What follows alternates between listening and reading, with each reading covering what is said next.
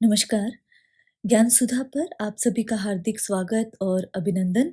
हम सतत पद्मावत पर अध्ययन कर रहे हैं और जब हम पद्मावत को पढ़ते हैं तो ये मलिक मोहम्मद जायसी का महत्वपूर्ण ग्रंथ है और ये विभिन्न कक्षाओं के पाठ्यक्रम में यथा स्नातक प्रथम वर्ष के प्राचीन काव्य में, वहीं स्नातकोत्तर पूर्वार्ध के प्राचीन काव्य में और साथ ही जो नागमती वियोग खंड जिस पद्मावत का जो अंश है जिसका अध्ययन हम सतत कर रहे हैं, वो न केवल सहायक आचार्य हिंदी की परीक्षा में समावेशित है वरन नेट और सेट परीक्षाओं का भी एक हिस्सा है।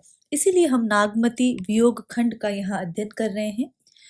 हम इसके न केवल व्याख्यात्मक पक्ष पर बात करेंगे वरन क्यों ये प्रेमाख्यानक परंपरा का महत्वपूर्ण ग्रंथ है, किस प्रकार इसका कला पक्ष इतना सुघड़ है, किस प्रकार जो भाव पक्ष है वो प्रेमाख्यानक काव्य परंपरा में आया है, इन सभी बिंदुओं पर हम चर्चा करेंगे। जैसा कि हम देखते हैं तो जो प्रेमाख्यानक काव्य परंपरा है जिसका अध्ययन हम मध्यकाल में करते हैं, जो प्रेम का आख्यान जो लिखा गया वो प्रेमाख्यानक काव्य है और इसे ही हम प्रेम मार्गी या सूफी शाखा, प्रेम काव्य, प्रेम कथानक काव्य, प्रेमाख्यानक काव्य और सूफी काव्य के नाम से हम जानते हैं। वस्तुतः यदि हम देखें तो ये नाम इस तथ्य के द्योतक हैं कि इस परंपरा में प्रेम तत्व की प्रमुखता है, लेकिन यदि हम ये प्रेम तत्व ही देखें तो ये प्रेम तत्व विशुद्ध भारतीय परंपरा का निर्वहन नहीं करता, क्योंकि भारतीय प्रेम परंपरा तो केवल और केवल जो गार्हस्थ्यिक जो प्रेम परंपरा है केवल उसी को मानता है, लेकिन ये प्रेम परंपरा जो भारतीय श्रृंगार भावना से किंचित भिन्न है। यहाँ पर जो गार्हस्थ्यिक प्रेम के साथ साथ जो स्वच्छंद प्रणय भाव है उसे भी यहाँ महत्ता दी गई है, इसीलिए ये यहाँ पर भारतीय परंपरा से किंचित भिन्न दिखाई देता है। यदि प्रेमाख्यानक काव्य परंपरा की बात करें और प्रेमाख्यानक काव्य परंपरा में हम उस्मान की चित्रावली से लेकर मंजन की मधुमालती और शेख नबी की ज्ञानदीप तक हम ये बात करते हैं और जब इस परंपरा में देखते हैं तो इसकी एक शैली जो है वो विशिष्ट रूप से आकृष्ट करती है और यूं जो हिंदी प्रेमाख्यानक काव्य परंपरा हुई है उसकी शैली के विषय में हम एक कोई मत नहीं दे सकते, लेकिन जो मुख्य बातें निकल कर आती हैं वो यह है कि यहाँ पर जो अभिधा से भिन्न कुछ बात कही गई है और अभिधा से भिन्न बात कहने के लिए कवि ने अन्योक्ति, समासोक्ति और प्रतीक का सहारा लिया है। तो ये तीनों ही चीजें यदि हम जायसी के पद्मावत में भी देखते हैं तो वहाँ अन्योक्ति के माध्यम से प्रस्तुत के साथ अप्रस्तुत अर्थ की भी व्यंजना प्रभावोत्पादक रूप में करने की कोशिश की गई है। जब वो कहते हैं, ए रानी मन देखु विचारी, एहि नेहर रहना दिनचारी, जब लगी अहे पिता कर राजू, खेल लेहु जो खेलहु आजू, पुनि सासुर हम गोनब काली, कित हम कित एह सरवर पाली। तो यहाँ पर जो लौकिक बात करते हुए जो अलौकिक बात यहाँ पर कह देते हैं जायसी या प्रस्तुत अर्थ की व्यंजना कर देते हैं तो वो अन्योक्ति है। इसी तरह जो समासोक्ति और प्रतीक के माध्यम से ही यहाँ पर अभिधात्मक अर्थ के साथ साथ व्यंग्यार्थ की भी सत्ता हमें स्पष्ट दिखाई देती है। और जब हम रतन सेन और पद्मावती और नागमती की बात करते हैं तो यहाँ पर विशुद्ध प्रतीकात्मक रूप से तन मन, सांसारिक आकर्षण, सात्विक बुद्धि, मोक्ष प्राप्ति आदि के प्रतीक वहां पर गढ़ते हुए नजर आते हैं। यदि शैली की दृष्टि से ही बात करें तो अन्योक्ति, समासोक्ति और प्रतीक के बाद जो बात आती है वो अतिशयोक्ति की बात आती है, क्योंकि केवल सीधी सीधी बात उन्होंने नहीं कही है, अतिशयता वहां पर की है। और यदि हम देखें तो इन कवियों का ये मानना था कि एक बात को यदि जितना अधिक कहा जाए उतना ही अधिक उसका प्रभाव उत्पन्न होगा। इसीलिए उन्होंने अनेक स्थलों पर एक ही तथ्य की पुनरावृत्ति की है और इसी से वहां पर अतिशयोक्ति उत्पन्न हो गई है। तो जो दूसरी महत्वपूर्ण बात निकल कर आती है अनियोक्ति के पश्चात, वो है अतिशयोक्ति। तो इसीलिए इन्होंने अनेक स्थलों पर तथ्यों की पुनरावृत्ति की है और इतिवृत्त कथन वर्णन विस्तार इसीलिए यहाँ पर हो गया है। तो ये भी एक मुख्य बात अतिशयोक्ति की निकल कर आती है। यदि छंद योजना की बात करें यहाँ पर इन ग्रंथों में, तो छंद योजना में इन्होंने चौपाइयों या अर्दालियों के बीच बीच में दोहा देने की पद्धति अपनाई है और ये मुख्य पद्धति है, लेकिन इसके अलावा भी अपवाद भी वहां पर दिखाई देते हैं, जिसमें सोरठा, बरवे, कवित्त, सवैया, कुंडलिया, झूलना आदि शब्दों के प्रयोग भी, आदि छंदों के प्रयोग भी वहां पर दिखाई देते हैं। यदि हम पद्मावत की बात करें तो जैसा कि विदित है, पद्मावत जो मलिक मोहम्मद जायसी का जो ग्रंथ है जिस पर हम सतत बात कर रहे हैं, उसकी रचना जो है 1540 ईस्वी में होती है। और जब हम इसको देखते हैं तो ये इस परंपरा का एक तरह से प्रौढ़तम काव्य एक माना जाता है, एक प्रतिष्ठित रचना है, एक गंभीर रचना है और प्रौढ़तम काव्य माना जाता है, जिसमें चित्तौड़ के राजा रत्नसेन और सिंघल की राजकुमारी पद्मावती के प्रेम विवाह और विवाहोत्तर जीवन का चित्रण मार्मिक रूप में हुआ है। तो विवाहोत्तर जीवन है यहाँ पर। और यदि हम देखें तो रत्नसेन पद्मावती के विवाह तक पूर्वार्ध भाग है और शेष उत्तरार्ध भाग में विभाजित इस पूरे कथानक को किया गया है। यहाँ पर इतिहास और कल्पना दोनों का समावेश है, लेकिन कल्पना ही अधिक यहाँ पर मानी गई है। इतिहास के किंचित अंश यहाँ पर देखे जा सकते हैं। उत्तरार्ध जो है उसे अपेक्षाकृत ऐतिहासिक माना गया है। यदि पद्मावत की बात करें तो पद्मावत जो है वो रोमांचक शैली का कथा काव्य है।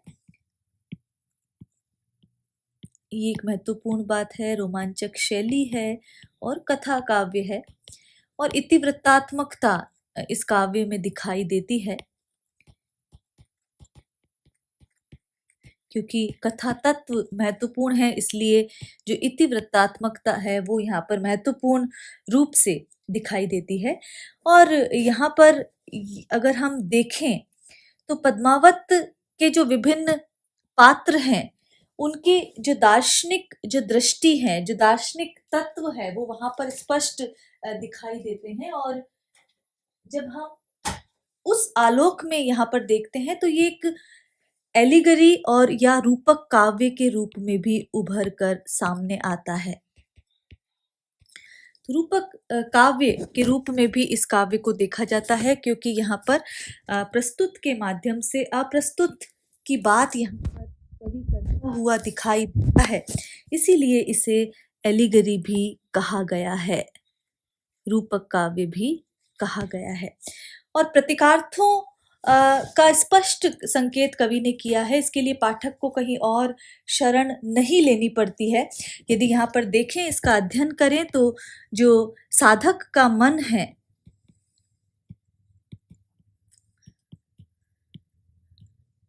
उसे रतन सेन उसका प्रतीक माना गया है। शरीर सुख जो है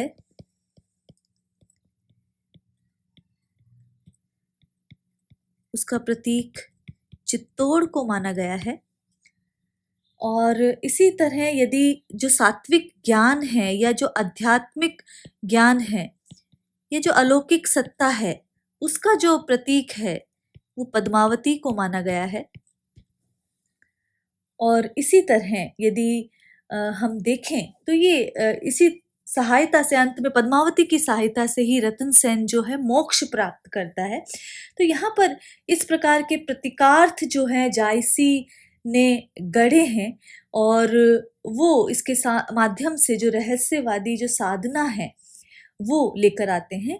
जायसी रतन सेन को मन का प्रतीक मानते हैं, लेकिन यदि हम यहाँ देखें तो शुक्ल इसे आत्मा का प्रतीक मानते हैं। ये आचार्य शुक्ल की दृष्टि है यदि इस तरह देखें तो।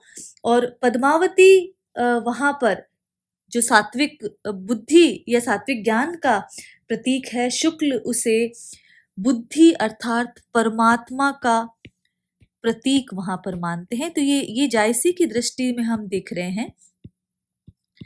और यहाँ पर हम शुक्ल की जो दृष्टि रही है आचार्य रामचंद्र शुक्ल की, उस दृष्टि से इसे देख रहे हैं। और यहाँ पर यदि इस दृष्टि से देखें तो रतन सेन पद्मावती अर्थात आत्मा परमात्मा के मिलन के बाद जो रूपक है वो एक तरह से ठहर जाता है और आगे नहीं बढ़ता। और ये एक तरह से यहाँ पर पद्मावत के पूर्वार्ध पर ये बात लागू होती है। तो यहाँ पर जो नागमती है वो संसार की बात, सांसारिकता का प्रतीक लेकर आई है। और इस प्रकार बहुत सारे प्रतीक हैं। यहाँ राघव चेतन की बात की जाए तो उनकी बात आसुरी शक्तियों के रूप में आती है। और इस प्रकार कहीं ना कहीं पद्मावत और जो कामायनी है वो एक ही धरातल पर जो कृतियां हैं वो नजर आने लगती है जब यदि हम इस प्रतीक के मत पर देखते हैं और वह रूपकत्व का संबंध यदि देखते हैं। तो इस प्रकार सूफी मत और भारतीय साधना पद्धति में एक में एक वहाँ कुछ चीजें होती हुई दिखाई देती हैं। यदि हम पद्मावत के अतिरिक्त, जैसा कि हमने कल भी बात की, तो जायसी द्वारा रचित जो अन्य काम है, अन्य जो ग्रंथ है, उनमें यदि देखें तो अखरावट एक ग्रंथ मिलता है, आखिरी कलाम ग्रंथ मिलता है,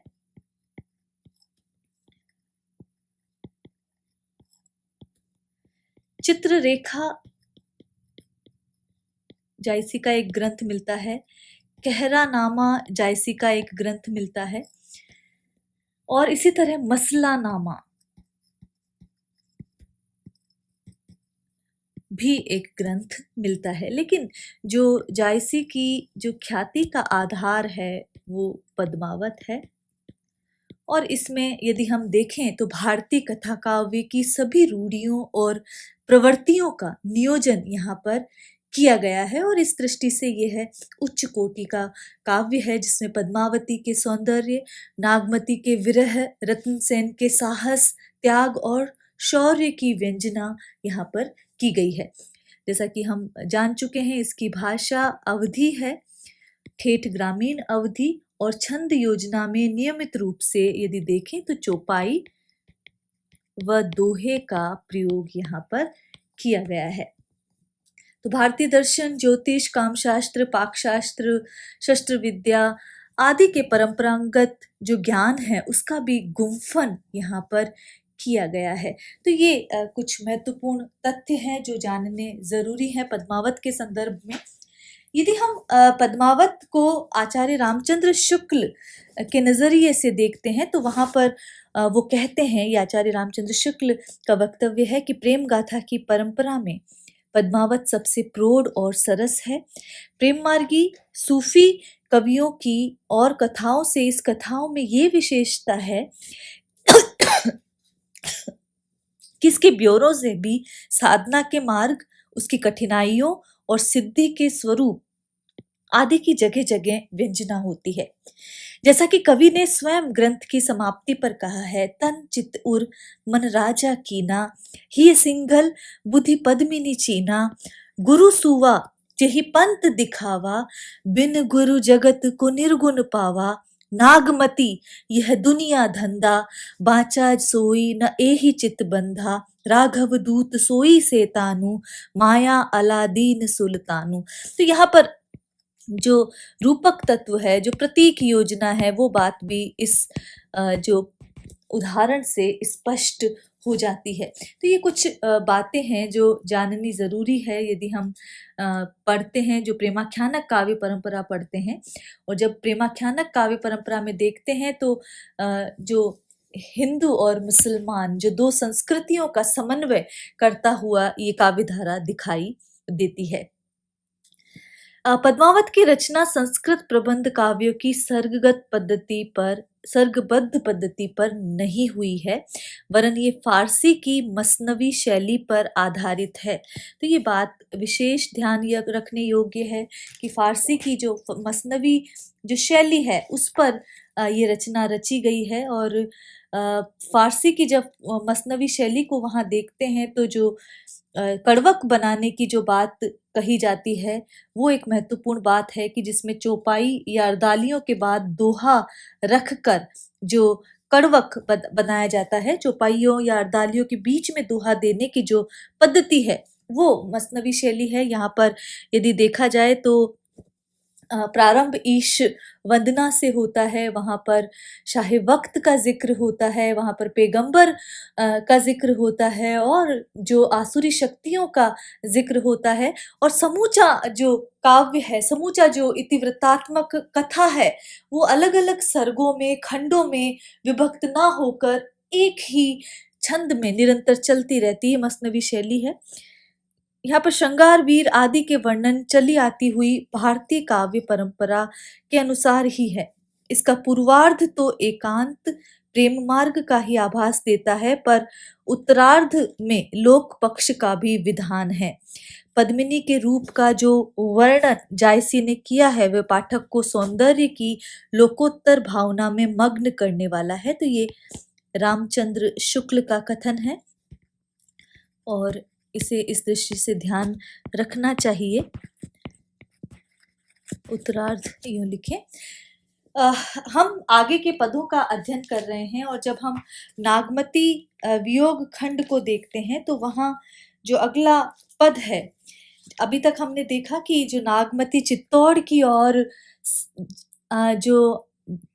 ओर आने वाला जो पंथ है उसे लगातार निहार रही है कि रतन सेन उस पथ से चलकर गए हैं और शायद किसी जो दूसरी स्त्री है उसने उस पर उसको वश में कर लिया है और इसीलिए वो रतन सेन चले गए हैं। जो तोता है वो एक काल बनकर वहां पर आया है और किस प्रकार जो विषम वियोग की जो पीड़ा है वो नागमती सतत झेल रही है उसकी बात पूर्व के पदों में की गई है और वही जो विरह व्यंजना है वो आगे के पदों में भी स्पष्ट दिखाई दे रही है।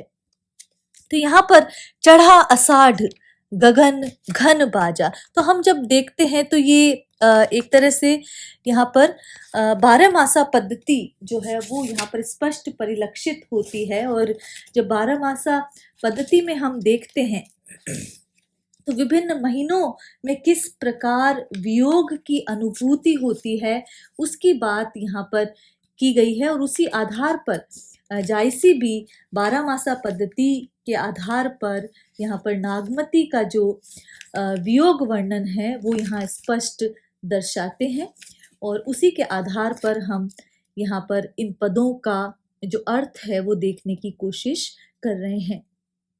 तो यहाँ पर चढ़ा अषाढ़ गगन घन बाजा, तो आषाढ़ माघ मास की बात की जा रही है कि जो आषाढ़ मास है, आषाढ़ के महीने में जो विरहिणी नायिका की किस प्रकार से दशा हो रही है उसकी बात है कि चढ़ा अषाढ़ गगन घन गाजा साजा बिरह द्वंद दल बाजा। कि द्वंद जो है, द्वंद का मतलब है जो द्वंद युक्त अर्थात जो लड़ाई है उसकी बात यहाँ पर है कि चढ़ा अषाढ़ गगन घन गाजा। नागमती कह रही है कि चढ़ा अषाढ़ अर्थात जो आषाढ़ का महीना है वो आ गया है। आषाढ़ के महीने का जिक्र है कि आषाढ़ का महीना आ गया है और गगन घन गाजा कि मेघ जो है वो आकाश में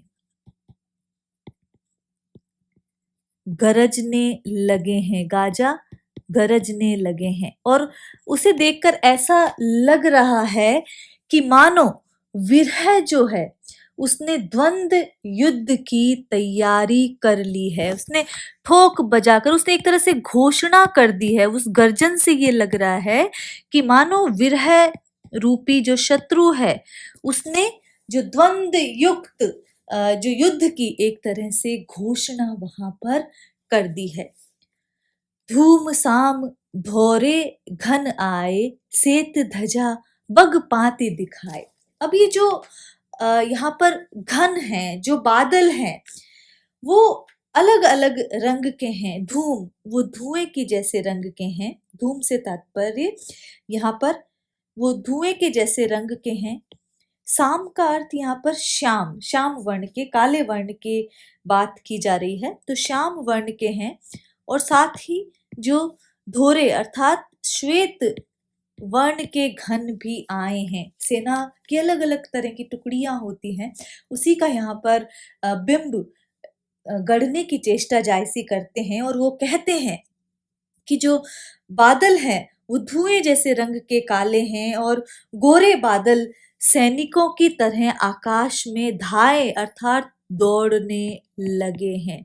तो धूम साम धोरे घन आए, सेत ध्वजा बगपाते दिखाए। और वो जो बादल जब एक साथ आए हैं तो उनके बीच में जो श्वेत ध्वजा वाली बगुले की जो पंक्तियां हैं, बगुला पंक्तियों में उड़ता है, कतार में उड़ता है, तो बगुले की पंक्तियां भी उनके बीच बीच में उड़ती हुई दिखाई दे रही है। तो उनके मध्य उड़ने वाले जो बगुलों की पंक्तियां हैं वो श्वेत ध्वजा के समान, श्वेत ध्वजा, श्वेत ध्वजा के समान दिखाई दे रही है। खड़ग बीजू चमके चहु ओरा, बूंद बान बरसे ही घन घोरा। खड़ग बीजू रूपक है यहाँ पर, जो बिजलियां हैं वो तलवारों के तरह चारों और दसों दिशाओं में, चारों दिशाओं में वहां चमक रही है। और जो बूंदों रूपी जो बाण है, बाण कैसे चल रहे हैं, जो बूंदों रूपी बाण जो है वो बादलों से घनघोर रूप से वहां पर निरंतर चल रहे हैं। तो अर्थात मेघों की जो बिजलियां हैं वो तलवारों से वहां चमक रही है, और बिजली रूपी जो तलवार है वो चारों दिशाओं में चमक रही है।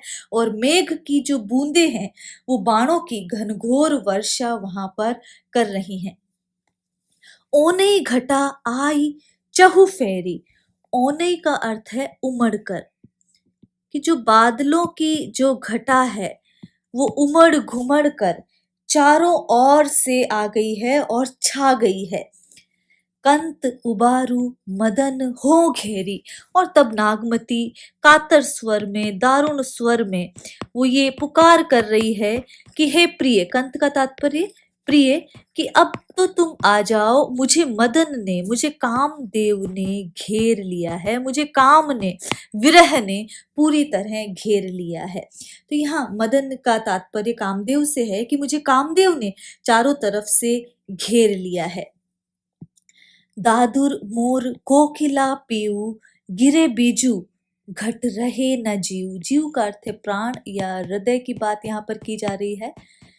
तो दादुर मोर कोकिला पीऊ, और ये मेरी जो विरह की वेदना है इसको कौन कौन और बढ़ा रहा है। दादुर का तात्पर्य है मेंढक, मोर पीऊ पीऊ की ध्वनि से, कोकिला जो कोयल है वो जो हुक भर रही है, और पीऊ जो चातक है वो ये जो चारों तरफ मेंढक, मोर, कोयल और जो पपीहा जो है वो शोर मचा रहे हैं। दरअसल ये ही जो चार है वो इस मदन के सैनिक हैं, काम के कौन है, सैनिक। तो यही मुझे लगातार परेशान कर रहे हैं। गिरे बिजू घट रहे न जीव, और साथ ही मेरे हृदय पर जो इनके जो शब्द हैं वो बिजली की भांति निरंतर गिर रहे हैं, और जो मेरे हृदय में जो प्राण है वो एक क्षण के लिए भी घट रहे, वो इस शरीर में नहीं रह पा रहा है, और वो मेरे प्राण जो है व्याकुल होकर शरीर छोड़ देना चाहते हैं। तो ये बात यहाँ पर कही जा रही है। जब हम प्राण शब्द को देखते हैं तो वो सदैव बहुवचन के रूप में प्रयुक्त होता है। ये व्याकरण की एक बात, फिलहाल इतना ही।